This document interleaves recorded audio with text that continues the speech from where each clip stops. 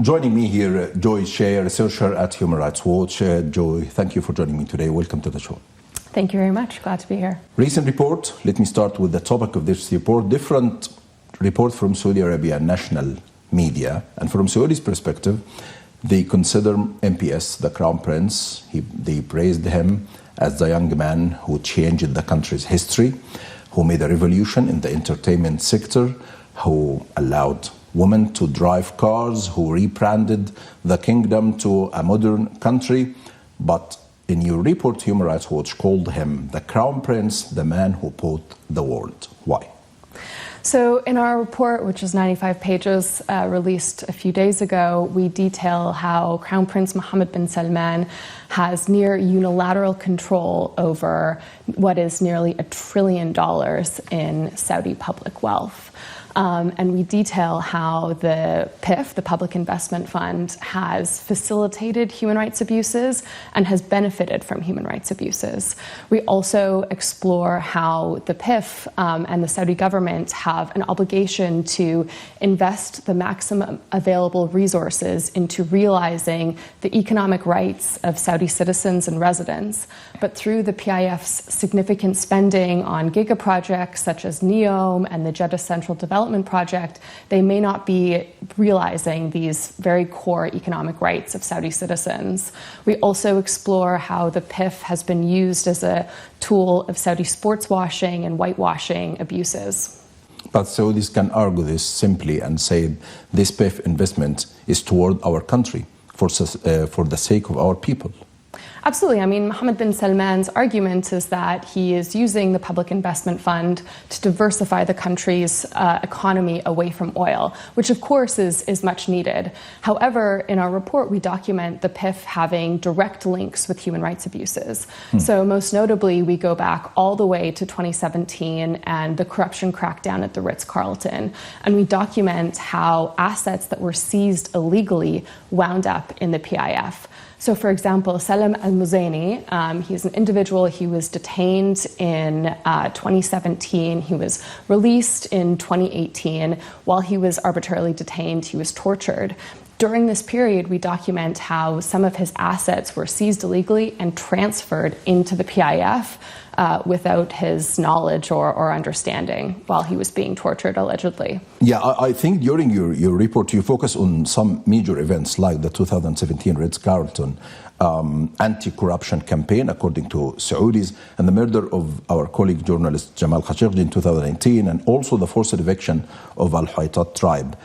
So you explain now the 2017 anti-corruption campaign, but what about the other human rights violation? Why you are considering this violation linked to the PIF investment? So exactly. We documented how in 2017, at least 20 companies were transferred illegally from their owners into the PIF by Governor of the PIF, Yasser Al-Rumayyan. One of those companies that was transferred was Sky Prime Aviation. Now, this company owned the two planes that transferred the hit squad to Istanbul, where they murdered Jamal Khashoggi, unfortunately. So we document how the PIF and its assets have been used in the most egregious examples of Mohammed bin Salman's transnational repression. We also include documentation of abuses that are linked directly with PIF projects inside of Saudi Arabia that are impacting the most marginalized citizens, Saudi citizens inside of the country. As you mentioned, the Huaytat tribe, who are the indigenous people where the Neom project was set to be built. They were disappropriated from their lands. They protested their removal from their ancestral homelands. And in response, Mohammed bin Salman sent his authorities to remove them and detained a number of them. At least 3 members of the tribe were in fact sentenced to death based off of their resistance to their disappropriation. And when you start this report, a few years ago, a few months ago? It took quite a bit of time. Yeah. It's 95 pages. It spans a range of different rights issues, from 2017 to Jamal Khashoggi. We also looked at the condition of economic rights in Saudi Arabia. So you would think, Saudi Arabia is one of the richest countries in the world, one of the richest in the GCC, and you would hope that Saudi authorities would be using their wealth from oil and extractive industries to make sure that all Saudi citizens had a very high quality of life. What we found through looking at the UN's most recent reporting on the economic situation of Saudis and on poverty levels, that Saudi Arabia actually has the highest level of poverty in the GCC. 1 in 7 Saudi citizens live below the poverty line. And this report actually only looked at the poverty levels of Saudi citizens. It didn't include the 42% of migrant workers who also live in Saudi Arabia. Hold on a second. Saudi Arabia have the highest poverty level? The highest poverty rate in the GCC, in the Gulf Cooperation Council. Oh my God. This is a quite interesting point, because in your report you highlighted this area of poverty levels, and I quote, "The PEF spending on such project raises questions, particularly in light of Saudi government long-standing failure to disclose basic data on poverty levels." So why Saudi Arabia government and MPS hide this information and this data? That's a very important question, and I would absolutely love for Saudi authorities to shed more light as to why they don't collect or publicly disclose this type of information. And it's not for Human Rights Watch to dictate exactly how PIF money should be spent, but we do have concerns that given the enormous amount of spending in giga projects like Neom, while taking into consideration these high poverty rates, that Saudi authorities are not investing their maximum available resources into realizing the economic rights of Saudi citizens. When you look to the image from outside the Saudi Arabia, from abroad, you can see people attending the entertainment parties organized by Turkey al-Sheikh and the entertainment sector. And the people on Twitter, on TikTok, on YouTube, they are extremely happy with the young man who changed their country. However, you are talking now about the highest level of poverty rate in this area. How do you explain that?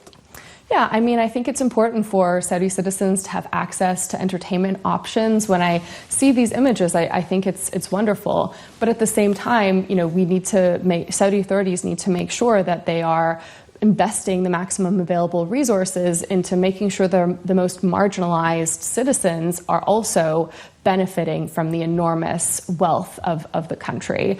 And so, like I said, it's, we appreciate, and it's important for all Saudi citizens to have access to these entertainment options, but maybe they should also be investing in, decreasing poverty levels in the country as well. You mentioned before, you spent a long time to dig in this report and gathering this information. So what were the reasons that prompt you and the team to just start investigate this PEF investment? Were specific events or transformation of Saudi Arabia recently that drew attention to this point? Yeah, so we all know that Vision 2030 is Mohammed bin Salman's signature reform plan, and the PIF is the economic engine behind this plan. And we had received a few years ago some indications that there were rights abuses linked with the PIF, particularly going all the way back to 2017 in the corruption crackdown. So this is what initially prompted the investigation. When we started to dig a little deeper, we realized the extent to which Mohammed bin Salman himself has an immense degree of control over nearly $1 trillion in public wealth that Saudi citizens should be able to control themselves. So, for example, Mohammed bin Salman is the head of the PIF board of directors. He oversees the committee that oversees the PIF board of directors, and he's also the prime minister, which grants him the authority to appoint every single member of the PIF board of directors. So it's really only Mohammed bin Salman on the organizational structure of the PIF. We also documented in the report that even though there are safeguards and internal governance structures that exist on paper inside of the PIF, Mohammed bin Salman often circumvents these governance safeguards and makes decisions unilaterally. So it's really only Mohammed bin Salman who controls all of this wealth of the country and uses it to pursue his own interests rather than the interests of the broader Saudi public. But here in few occasions, Saudi's officials denied these allegations and said the PIF is an independent organization working for the sake of people in Saudi Arabia. I mean, it's simply not true when you look at the governance structure. Like I said, in 2015, Mohammed bin Salman and his father, King Salman, restructured the PIF. So prior to 2015, the PIF was under the control of the Saudi Ministry of Finance. In 2015, they created the Council on Economic and Development Affairs, CEDA. Mohammed bin Salman oversees that committee, and he also became the chair of the board of directors. And so when you just purely look at this governance structure, it's clear who is ultimately in charge and who is ultimately making those decisions, and it's Mohammed bin Salman himself. I think in one part of your report, you mentioned something, a quote from Yasser Arumyan about how Mohammed bin Salman take decisions against the board of the PIF. Yeah. Tell me more about this. So we documented how in early 2020, right at the beginning of the onset of the global pandemic, when the global stock markets was plummeting because of the pandemic, we noted how Mohammed bin Salman wanted to go on a stock buying spree with the PIF. He wanted the PIF to buy a number of stocks to take advantage of this downturn in the global economy. A number of members of the PIF board of directors were very skeptical of this course of action. They thought it was very risky, and they disagreed with him and voted against this action. Mohammed bin Salman went around the board and went directly to King Salman. King Salman issued a decree, and the decision that Mohammed bin Salman wanted was executed. So he is the man who takes decisions in the PIF? Absolutely. Okay. A simple question. We are talking about an authoritarian regime inside the Middle East. Yeah. So it's extremely hard to gather this information. Yeah. So let's go to the methodology and the challenges, difficulties faced you and the team to gather this information and to access to reliable sources inside the Saudi Arabia. Yeah, doing any type of research or reporting on Saudi Arabia is incredibly challenging. It poses grave risks to some of the victims of abuses who we may interview. So, given the subject matter of this report, we relied quite heavily on court documents, decrees, laws. There is a significant court case that has been ongoing in Canada and the United States, and we were able to get information from the documents that were released as part of that case that's ongoing. And of course, it was supplemented by interviews as well, but we did primarily rely on documents. What about Saudi officials? Yasser Arumyan, the PIF board, even Mohammed bin Salman and his advisors. Anyone respond to your request? No one responded. And it took us a very long time to write to every single individual and entity named in the report. I think we sent out nearly 100 letters to different individuals and different entities. And unfortunately, no Saudi official or authority responded to our requests for comments or for further information on the abuses that we outlined. Do you have an explanation? I don't. I mean, I personally would absolutely love to sit down with PIF officials and discuss with them our findings and a way forward. These conversations, are incredibly challenging, but that's part of our job as a human rights organization, is to sit down and to have these very difficult conversations. And over the years, we have requested time and time again meetings with the Human Rights Commission and other entities, but unfortunately, we don't hear back from them. Okay, here's the thing. After we broadcast this interview, some people close to Saudis will say simply, doesn't Mohammed bin Salman and Saudi Arabia have the right to strengthen and diversify our economy? We need to a modern country. We need to the development in our country. Absolutely, and we don't take issue with that at all. And we even write in the report that many PIF investments have made sound economic sense.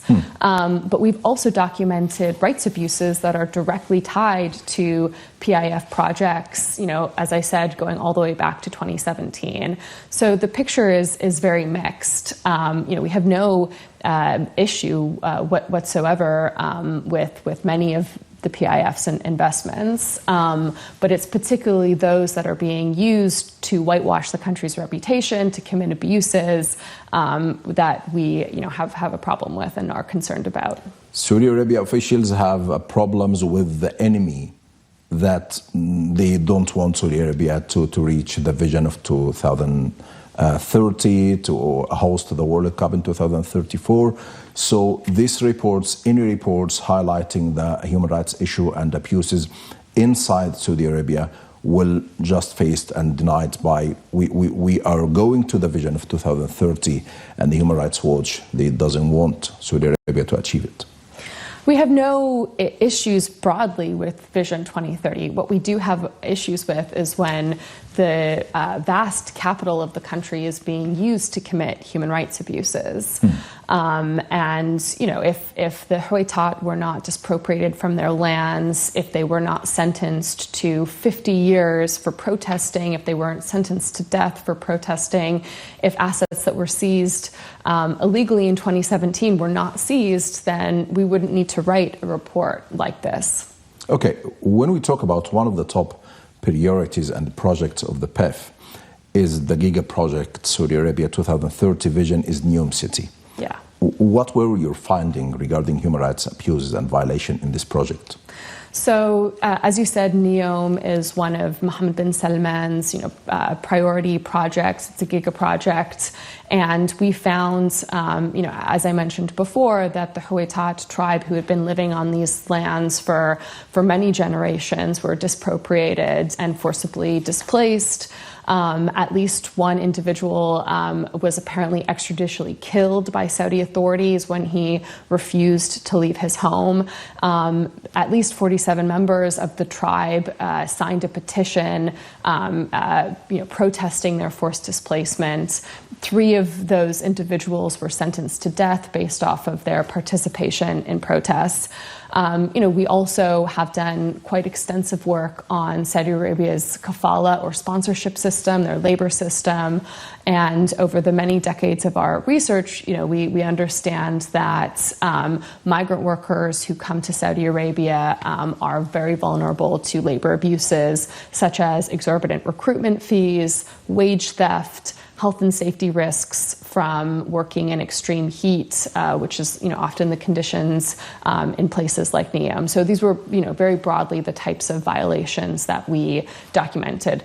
Also with Neom, we had a serious concern that all of this investment towards this giga project meant that the economic rights of Saudi citizens were not being realized, because all of this money was going to this giga project with no clear relationship with realizing the economic rights of citizens in the country. Saudi narrative said we are providing and introducing thousands of jobs to Saudi people, and even workers come to Saudi Arabia to work and labor and so on.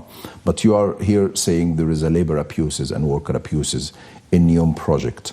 So how to manage between both narrative?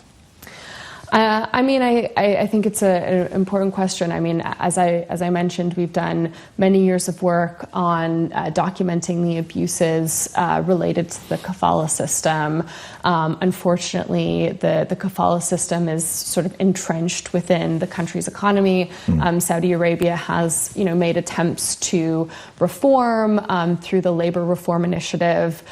We've done a deep dive into this initiative, and we found that those reforms are inadequate and poorly enforced. And also we don't, Neom itself, there's just billions and billions of dollars that are being invested into this project. And yet Saudi citizens have no ability to spend, direct, control their own wealth. There's no transparency or accountability over the PIF.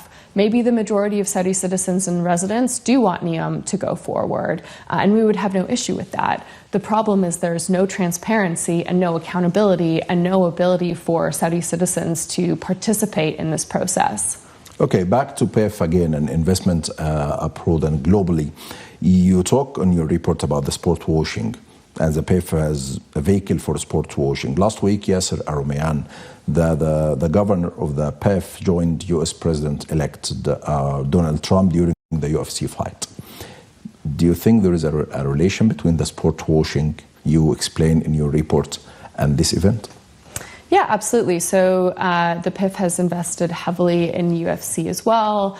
They've also invested significantly in golf in the United States. They created the Live Golf League, which is primarily built off of PIF money. They also are the majority stakeholder in Newcastle United here in the United Kingdom. So we have seen, PIF making these very big, splashy, headline-grabbing investments into the sports that we all love. And it's our position that these investments are part of Saudi Arabia's broader strategy to deflect from the country's egregious human rights abuses, to make people think of, Yasser Al-Rumayyan having a fun time at a UFC fight, instead of thinking of the murder of Jamal Khashoggi, for example.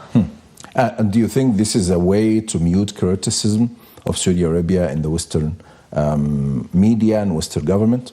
Yeah, absolutely. These investments are part of the country's soft power strategy, and it's pretty clear. Yasser Al-Rumayyan, the governor of the PIF, someone who we have detailed being linked to human rights abuses, was sitting next to the next president of the United States, Donald Trump.